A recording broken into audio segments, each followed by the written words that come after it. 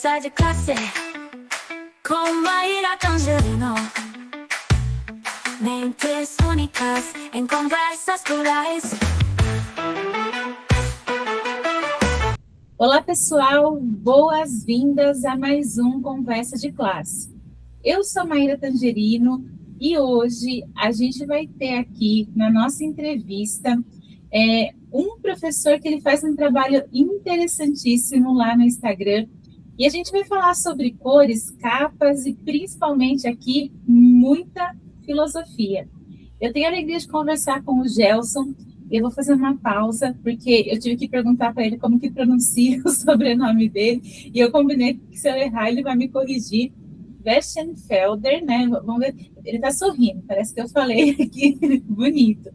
Ele é amplamente conhecido como filósofo dos quadrinhos. Ele é doutor em educação e um pesquisador premiado, e ele dedica a carreira dele a entender como que o universo das superaventuras pode ser um aliado poderoso no desenvolvimento da ética e da resiliência, especialmente quando a gente olha aí para a juventude em situação de vulnerabilidade. Eu já combinei aqui com ele que eu vou começar começando e vou mandar aqui a primeira pergunta. Gelson, sua trajetória acadêmica é bem vasta e você transita aí por diversas áreas, da teologia à psicopedagogia, mas sempre convergindo aí para o universo dos quadrinhos.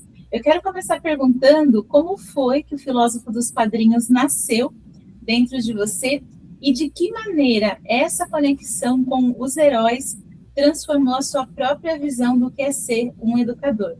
Professor Gelson, filósofo dos quadrinhos, com muita honra, seja bem-vindo ao Conversa de Classe. Legal, é um prazer estar aqui conversando com vocês.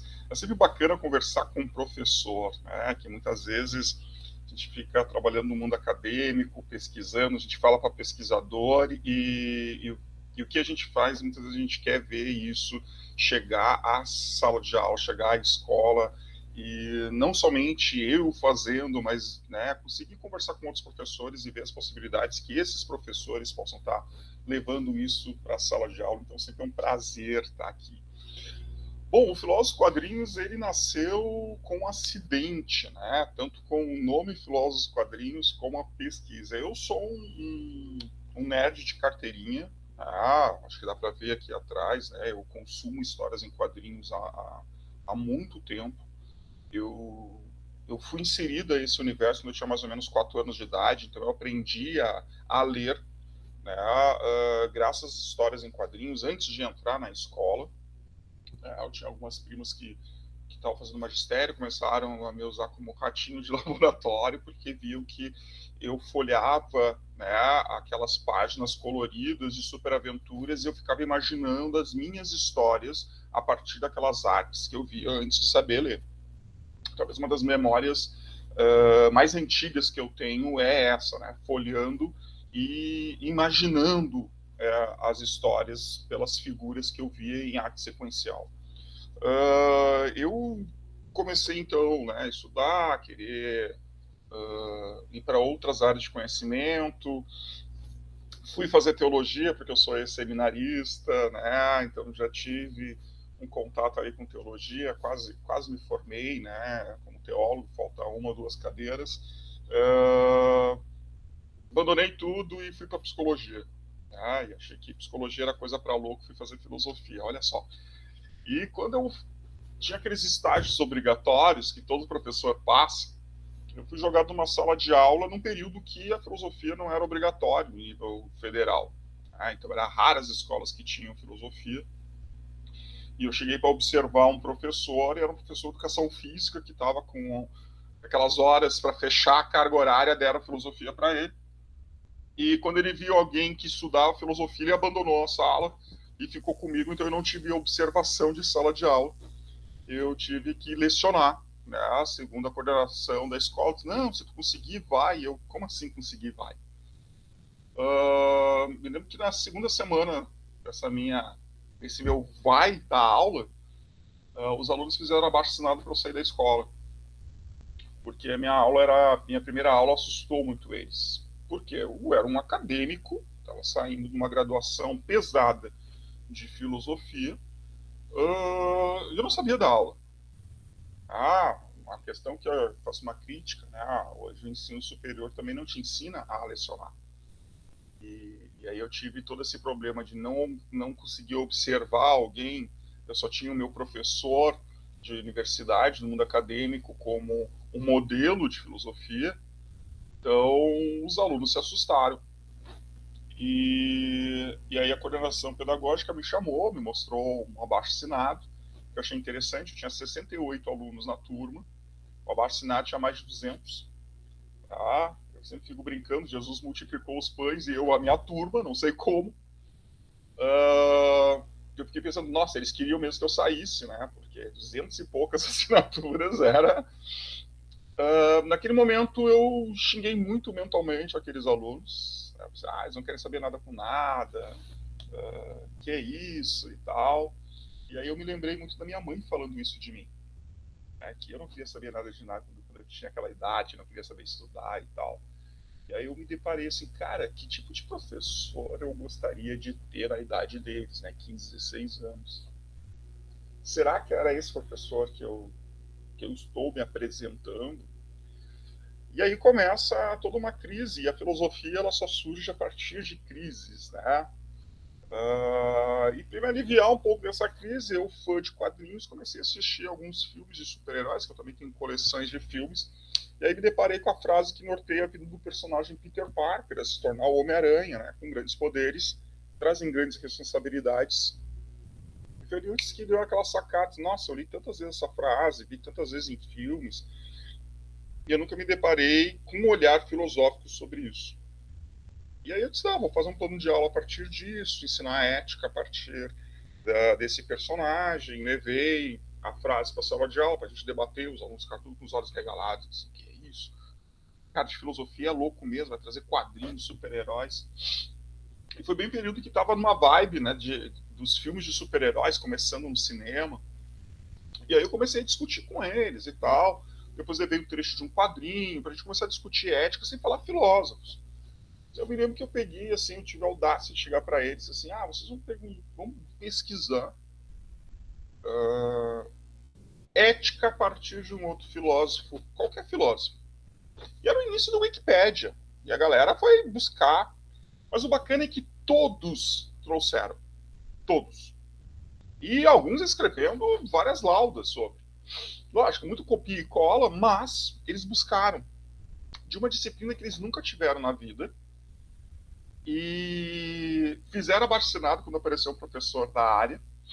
Eles estavam trazendo 3, 4, 5 laudas sobre ética, trazendo Kant, Spinoza, Aristóteles. Nossa, isso era demais. Também que a escola, na sala dos professores, falou assim, James, o que tu fez? Que eles escreveram bastante. Porque eles não estavam, nem os professores estavam acostumados com isso. E aí eu vi que eu tive algo na mão, né? Algo que o Paulo Freire fala, né, de tema gerador. E ali eu pensei, cara, isso aqui é uma coisa que, né, acredito que não foi utilizado ainda e tal. Daí veio na outra semana que eu estava encerrando, né, a atividade com eles, que daí eu ia voltar a trabalhar a filosofia clássica um pouquinho. Eles chegaram para mim e disseram, mas professor, qual é o próximo super-herói que tu vai trazer? Cara, eu acho que ali nasceu o professor, eu acho que ali nasceu o pesquisador, porque a partir disso eu comecei a olhar os filmes, eu comecei a olhar os quadrinhos com outro olhar. Um olhar de professor, um olhar de pesquisador. E aí eu comecei a pesquisar. Daí eu reparei que no Brasil tinha quase nada sobre isso. Tinha sobre cinema, um olhar de filosofia para o cinema, mas não tinha nada focado nos quadrinhos. Então foi ali que eu comecei, e a partir disso comecei a pesquisar, e aí veio a necessidade de buscar, me formei em filosofia, fui fazer o bacharel depois, licenciatura, bacharel, e aí veio a necessidade de buscar mais, eu fui fazer o mestrado pesquisando. E nesse momento também eu fui convidado para participar de uns eventos, né, de cultura pop, que aqui tinham pequenos comic-cons, convenções de quadrinhos, animes, eventos de animes. E aí me convidaram para um painel, né, para falar sobre a morte do Batman a partir de um olhar da filosofia. E aí chegou, né, por isso eu brinco assim, quando as pessoas não falam meu sobrenome, uh, a pessoa chega para me apresentar no palco, ela, Gelson, olhou meu, né, aquele palavrão, não se arriscou em falar o Filósofos Quadrinhos. E aí eu subi no palco, ficou com essa, né, Filósofos Quadrinhos, e aí o pessoal começou só a me chamar disso, tá? Filósofos Quadrinhos para cá, Filósofos Quadrinhos para lá, porque ninguém consegue falar Wissenfelder, tá? As pessoas chegam próximo, mas ok, tá? Eu sempre estou acostumado. E aí assim surge, né, o professor que começa a pesquisar por uma questão de necessidade, mas ao mesmo tempo começa a unir aquilo que gosta, que eu sempre gostei. Hoje eu ainda consumo muito quadrinho, mas eu comecei a olhar com uma forma diferente, né, de poder lecionar. Então, isso já levei tanto para o ensino médio, ensino fundamental. Hoje eu tenho experiência, né, desde a educação básica até ensino infantil, porque eu também sou graduado em pedagogia, tá? Desde a educação infantil até o ensino superior. Né? Fui fazer mestrado, doutorado, depois eu lecionei, né, em programa de pós-graduação, levei, né, quadrinhos para salas de aula, então de várias áreas, de ponta a ponta da formação. Eu só não lecionei ainda para o magistério, o restante eu lecionei para todo mundo, todas as modalidades, e sempre utilizando quadrinhos e vendo que é uma ferramenta didática que é pouco utilizado. Talvez assim, é utilizado muitas tiras, charges do livro de português, mas é muito pouco utilizado. Tá? Essa imagem desse personagem, né, que é esse super-herói, e o quanto ele possa vir trazer muitas questões, né, vinculadas às ciências humanas, não só as ciências humanas, como as demais ciências, né, que hoje há pesquisas que mostram isso. E isso já se vão 20 anos, né, 20 anos de trabalho, pesquisa. Então, fiz mestrado, fiz doutorado, fiz 3 pós-doc, e eu fui passando por diversas áreas de conhecimento para me dedicar mais. Hoje eu estou, né, concluindo psicopedagogia, né, porque eu estou com uma ideia de criar uma intervenção, né, tanto para crianças autistas como para criança com altas habilidades, usando os super-heróis, como já usei, né, na minha tese de doutorado, os super-heróis para trabalhar com crianças e adolescentes em situação de vulnerabilidade com busca de resiliência. Então, são questões que hoje eu busco estudar, né, várias áreas de conhecimento, para ver outras possibilidades desse uso, né, em ambiente escolar. E Gelson, eu vou te contar uma curiosidade antes de emendar aqui na próxima pergunta. Você sabe que foi um outro professor que também leva quadrinhos, né? O Dino sabe que me indicou você. E a indicação veio como o Gelson é a nossa referência, né? Então, eu queria te parabenizar pelo trabalho, porque de fato assim, o pessoal fala você é referência. Aí eu tenho outros colegas também que usam quadrinhos, né? E eu comentei com um deles que eu ia te entrevistar. Ele falou assim: você vai entrevistar a referência da área, né? Então, muito legal, assim, o seu trabalho muito bem embasado, né? Muito bem construído. Eu queria parabenizar, né? Você começou a citar aí a sua pesquisa de doutorado, em que você aborda os super-heróis como os tutores, né? De resiliência para crianças que estão em risco. E muitas vezes o senso comum vê essas histórias só como entretenimento, né? Algo superficial. Eu queria te perguntar como que você consegue transpor essa barreira e mostrar para a comunidade escolar que a jornada do herói, ela é, na verdade, um espelho mesmo potente para o fortalecimento emocional aí de alunos e alunas. Eu vejo hoje as manifestações culturais, né, como cinema, quadrinho, animações, né, como uma referência social. Né? Toda manifestação cultural, ela é uma manifestação social, porque existem humanos que construíram e tem o porquê desses humanos a construir. Quando eu era adolescente, eu sofria muito bullying, tá? Pela minha aparência. Eu sou alguém que tem 1,90 m, né? E eu era muito magro, né? Alto, me chamavam de tudo que as questões pejorativas, eu não praticava nenhum tipo de esporte, eu era aquele CDF, que também não ia tão bem assim na escola, né? Conseguia se dar bem, mas não ia. Hoje eu descobri, estou identificado com alguém com superdotação, então assim, nem a escola me entendia. E eu recorria muito a personagens de superaventura, né? Principalmente X-Men e o Homem-Aranha, que são personagens que passaram por questões muito próximas do que eu estava vivenciando, e sempre me questionei o que o meu herói faria em determinadas situações. E aquilo me fortalecia de alguma forma, aquilo era uma válvula de escape para mim. Quando eu cheguei ao doutorado, que antes disso, o meu mestrado, eu trabalhei os super-heróis como uma referência ética, a partir do olhar de Aristóteles, né, que ele diz que os jovens necessitam de exemplos virtuosos para seguir. A minha ideia era, primeiro, no meu mestrado, era mostrar que existe essas questões éticas das histórias em quadrinhos. E meu segundo passo no doutorado era mostrar que esses personagens possam vir ser modelos de virtude. Lógico, ainda olhando sempre um campo filosófico. Porém, quem me aceitou, que isso, hoje você fala até para mim o meu sono, as pessoas dizem, tu é uma referência, alguma coisa assim, que isso há 20 anos atrás não tinha ninguém, era raro alguém pesquisar. Tinha gente na comunicação, um ou dois, na comunicação, na educação mesmo, não havia, na filosofia, então. E eu passei por muitos programas, muitas seleções de programas de pós-graduação com esse projeto, tanto no mestrado e depois do doutorado, e não aceitavam, porque isso é entretenimento, não dá para fazer filosofia com isso, não dá usar quadrinhos em sala de aula, que existia um preconceito que hoje já está desmistificando bastante, mas existia um preconceito muito grande, e no mundo acadêmico ainda hoje tem certos preconceitos ainda com esse objeto cultural, para mim uma manifestação cultural. Me lembro que eu passei por 14 programas de pós-graduação para poder me aceitar para fazer mestrado. Foram 14 programas de 5 áreas distintas.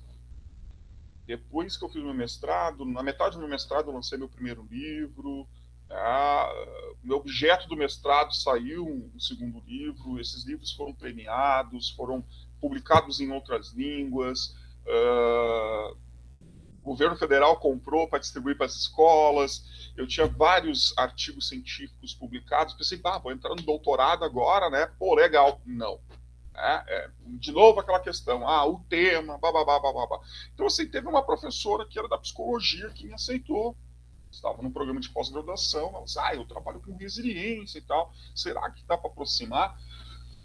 E ela é uma das pesquisadoras que trouxe o termo psicologia positiva para o Brasil, principalmente trabalhos de intervenções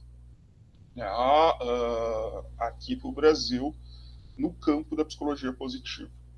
Eu comecei a ver um pouco disso e comecei a me simpatizar com essa ideia acima da minha vivência, do que eu vivi.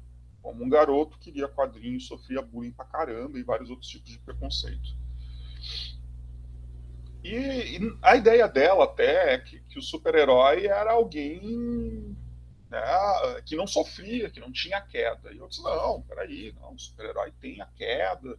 E, antes de vestir uma capa e máscara, então ele passava por várias adversidades sociais e aí veio a sacada, Assim, os super-heróis passaram por coisas que muitas crianças e adolescentes vivenciam, até mesmo adultos, e eles passam por situações de adversidade.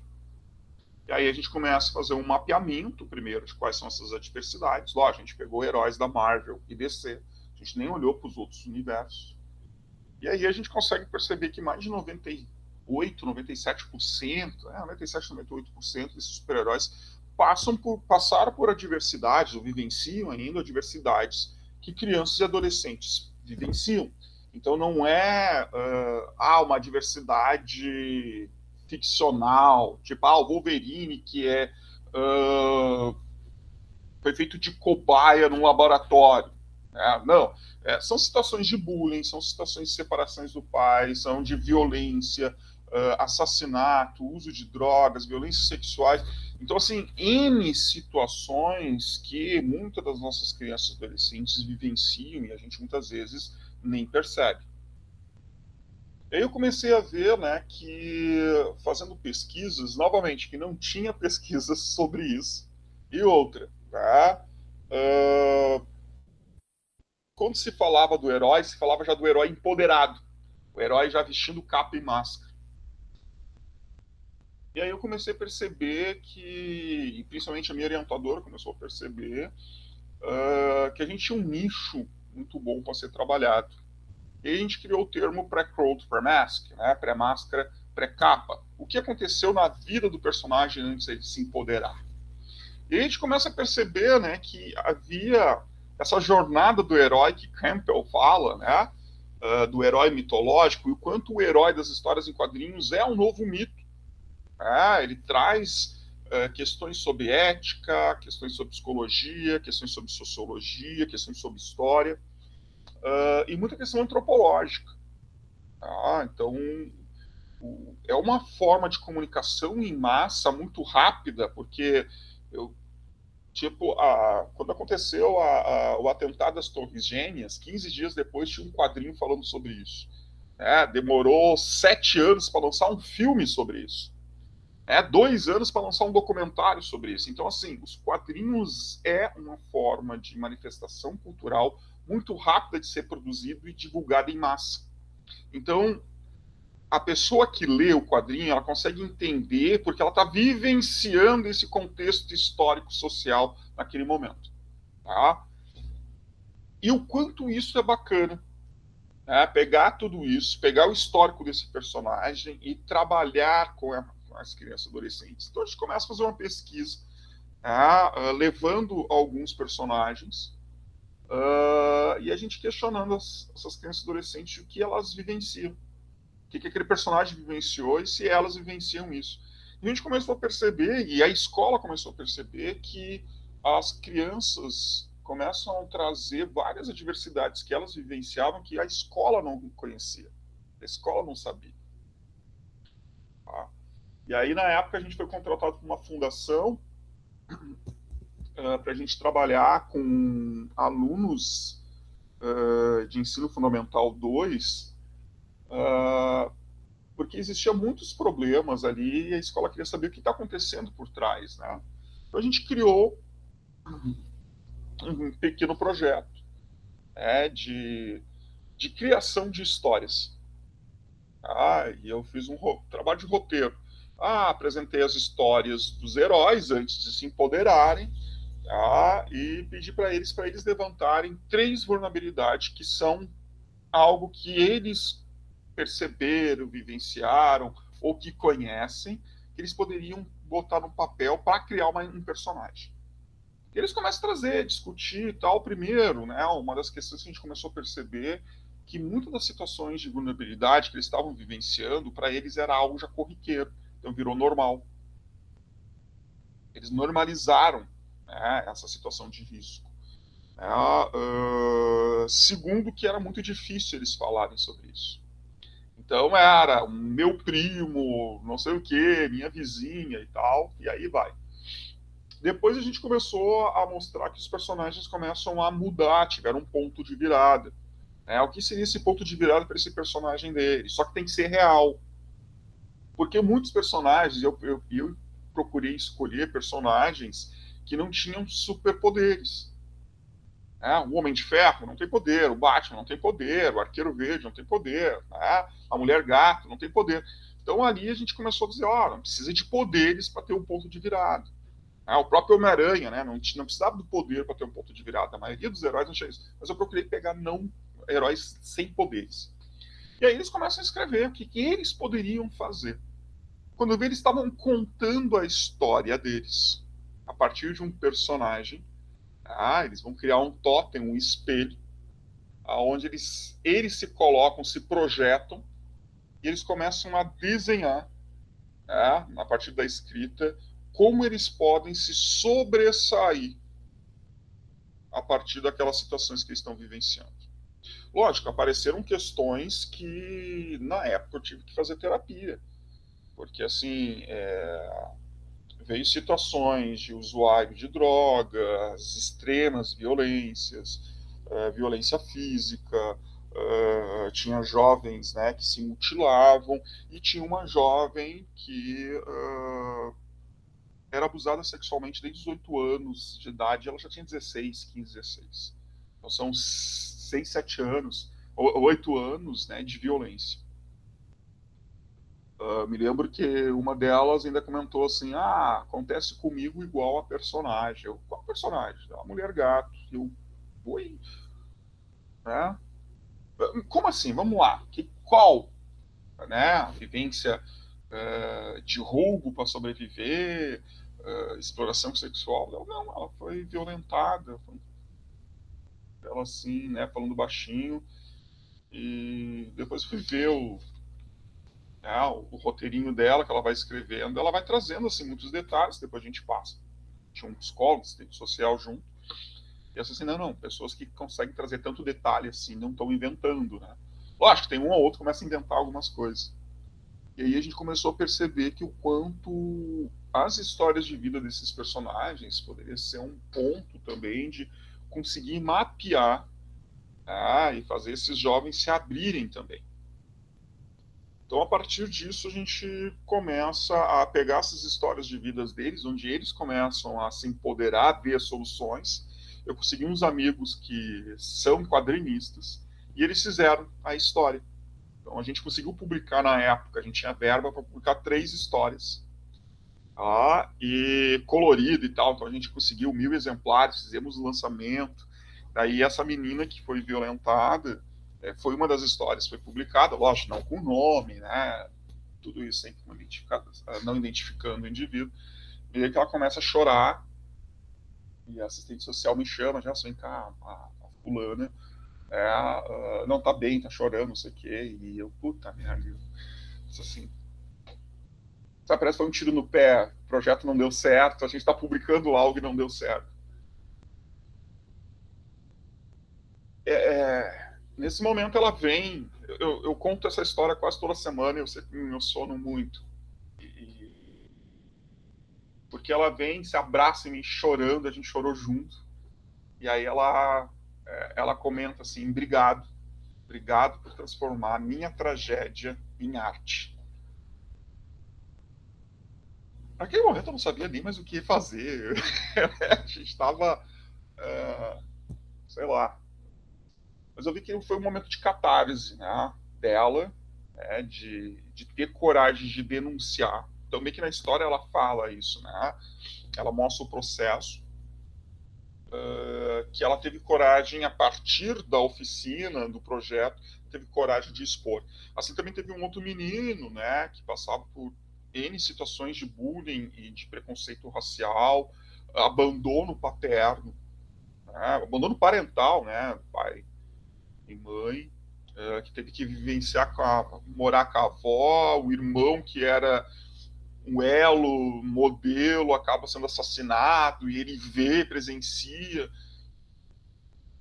Nossa, era várias situações de vulnerabilidades ali, né? E ele consegue se aproximar de outras pessoas, consegue conviver melhor, porque ele gosta de desenhar. E desenhava pra caramba. Até consegui uma bolsa para ele depois de estudo para desenho. Então, assim, são várias histórias que foram aparecendo e a gente viu a potencialidade que a gente tinha disso. Então, e isso eu estava iniciando meu doutorado, né? E eu disse, caramba, muito objeto aparecendo, muitos resultados aparecendo. E a gente começou a publicar. Então a gente publicou para várias revistas internacionais e tal. E a gente não podia perder essa oportunidade de esperar o doutorado terminar. A gente publicar esses resultados. A gente começou a perceber que, né? E a gente traz isso na tese, que o quanto, né, o personagem possa vir ser uma referência de superação, aonde eles possam se espelhar suas histórias neles e ver que eles também podem encontrar um ponto de virada na vida deles. O projeto se chamava, né, Seja o Herói da Sua Própria Vida, aonde eles começam a projetar essas possíveis soluções e um personagem, quem são eles, e automaticamente que eles estão projetando isso, né, na escrita e depois no desenho, na construção desse quadrinho, que a gente fazia oficinas de quadrinhos, eles começam a vivenciar isso no dia a dia. O projeto era de 8 semanas apenas. Em 8 semanas a gente conseguiu, né, a gente, lógico, teve vários tipos de avaliações, não foi uma, duas ou três, né, foram vários tipos, para ver se verdadeiramente havia um ponto de mudança sobre o aspecto que ele tinha antes, tá, e depois. E a gente acompanhou também esses jovens, né, um período após, para ver se não tinha essa questão de queda ou não, se verdadeiramente eles estavam fortalecidos. E eu encontro muito desses jovens ainda hoje, né? Fazer já. Caramba, são 9 anos já. 9, 10 anos do primeiro projeto. E a partir disso. E a partir disso veio vários prêmios com a defesa da tese, veio o prêmio Jovem Cientista, depois veio outros, fui para a Inglaterra apresentar isso hoje. Essa pesquisa, né, essa intervenção criada, ela está sendo aplicada na Inglaterra, Portugal, Peru, Argentina, Brasil, tem muitas adaptações foram feitas no período da pandemia, né, para adultos, e eu estou falando demais já. Então, assim, eu vejo que o quanto há um potencial, né, gigantesco a partir de algo que a maioria olha como um simples entretenimento. Tá? Eu vejo muito, me espelho muito na Fundação Lego, né, que o Lego é um simples brinquedo de montar, mas quanto ele impacta psicologicamente numa criança, né, num adolescente, até mesmo num adulto. Então eu vejo que o quanto o entretenimento ele é lúdico. Porém, a gente não consegue ainda perceber isso, o quanto nossas crianças e adolescentes precisam desse lúdico, e até mesmo adultos. Eles necessitam muito a voltar para aquilo que todo mundo chama de... Lógico, eles foram construídos para entreter, mas o quanto também a gente pode aprender com esse entretenimento. Olha, que história linda, né? Acho que, primeiro de tudo, não se preocupe que você não está falando demais, acho que o pessoal ficava aí te ouvindo por horas, né? E de novo, né? Assim, que bom, obrigada do privilégio de te ouvir falar e de ouvir você contar, assim, histórias tão potentes, né? E eu estava aqui olhando para sua bio, você tem livro publicado, né? Um deles chama Aristóteles e os Super-Heróis. Você também atua na gestão pública, você é analista de educação, você também forma novos professores. A gente está caminhando aqui para o finalzinho da entrevista e eu queria deixar uma pergunta que você falasse um pouquinho de dicas, né? Quando a gente pensa assim, os desafios, tanto de infraestrutura, como essas demandas socioemocionais da escola de hoje, qual que é o primeiro passo para aquele professor, aquela professora que quer levar os quadrinhos para a sala de aula, mas que acha que quer trazer essa perspectiva, sabe? Quer sair da atividade recreativa, né? Mas pensar numa intervenção pedagógica que seja mais profunda. Que dica que você deixa para esse professor, essa professora que está te procurando aqui porque quer trabalhar quadrinhos? Hoje a gente faz formação de professores de quadrinhos, né? O Brasil inteiro a gente faz muitas online. Até nos 2 últimos anos estou parado, porque como estou na iniciativa pública e leciono no curso de pedagogia à noite, então muitas vezes não tenho mais tempo para fazer as lives de conversa com o professor, então o quanto isso aqui é importante, né, para a gente divulgar a palavra. Eu acho que a gente tem que ir pelo aquilo que o professor se sente seguro. Fala assim, professor, tu vai ter que ler toda a história do Batman para poder falar de Batman, são mais de 80 anos de história, como ele vai buscar essas enciclopédias. Então vai naquilo que é mais fácil para ele, né?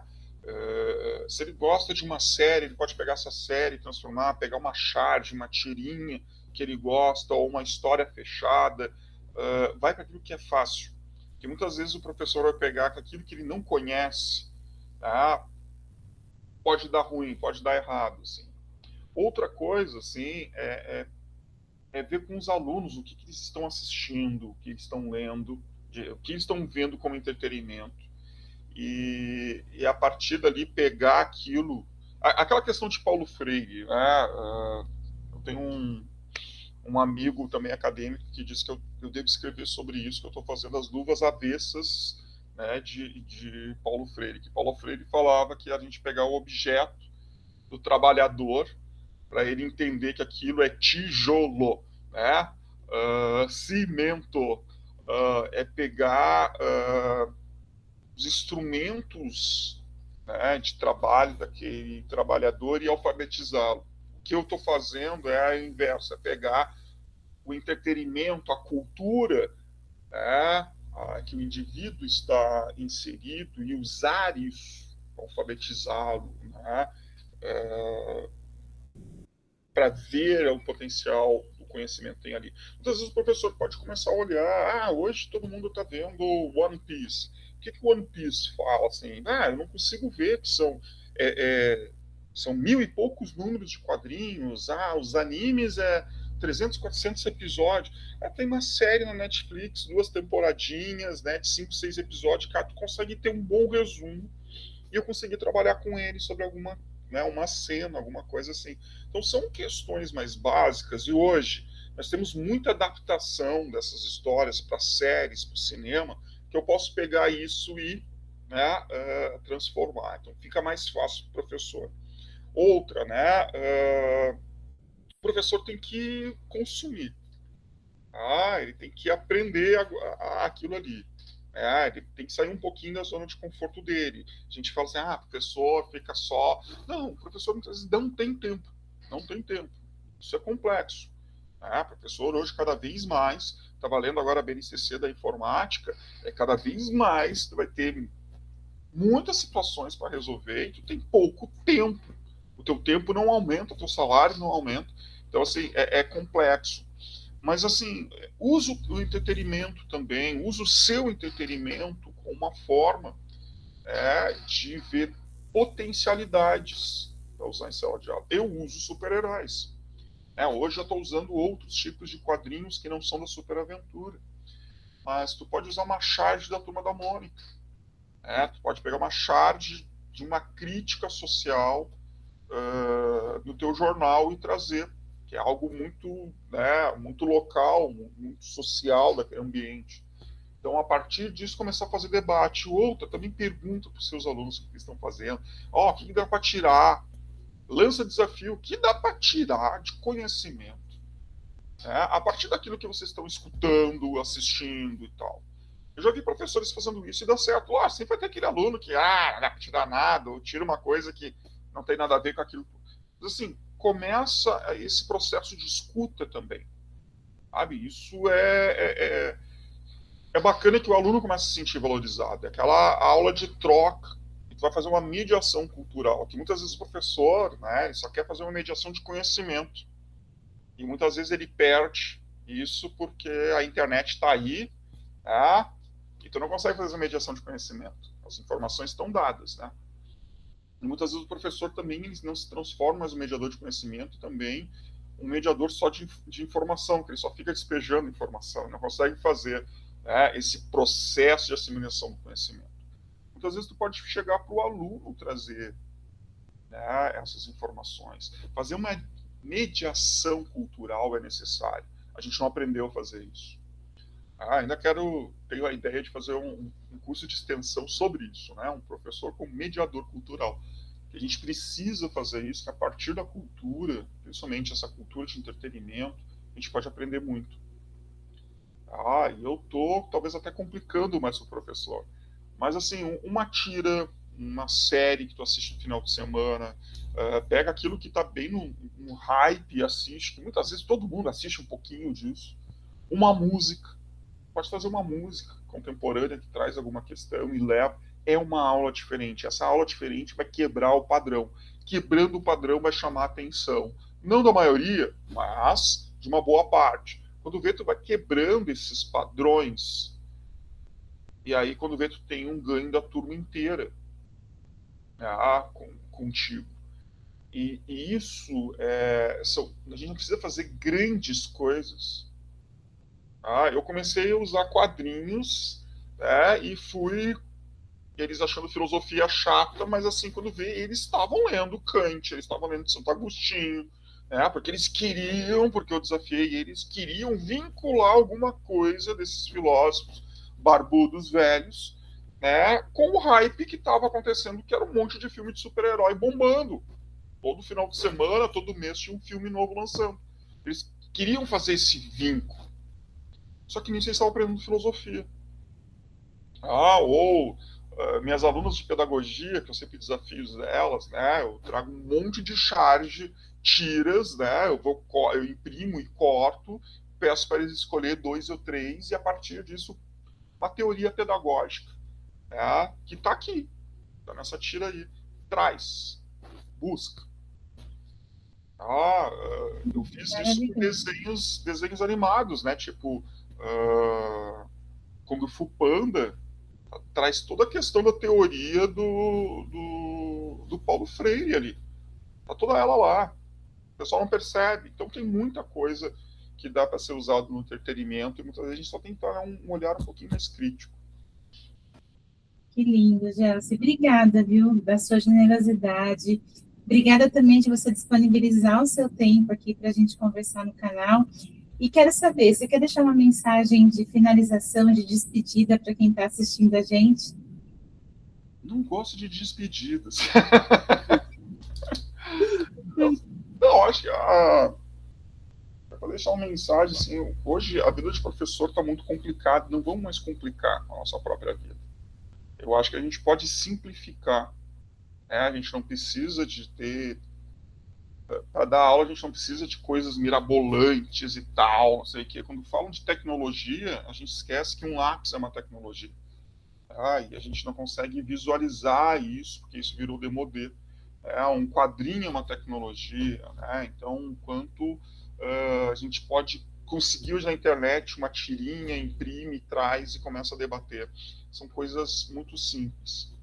E para quem quer mais dicas, eu vou aproveitar a oportunidade. Siga a gente lá no Instagram, Filósofos Quadrinhos. A gente está praticamente todo dia lançando algumas coisas sobre possibilidades de uso, aquilo que eu estou lendo e as possibilidades que dá para ser trabalhado em ambiente escolar, ou algumas análises filosóficas, antropológicas. Então, a gente está fazendo alguma coisa. Então, acredito que alguma coisa útil esse professor pode tirar, né? E segue mesmo, gente, porque a página do Gelson lá é maravilhosa mesmo, viu? Gelson, muito obrigada mesmo pela presença. E, pessoal, a gente se vê no próximo Conversa de Classe. Até mais.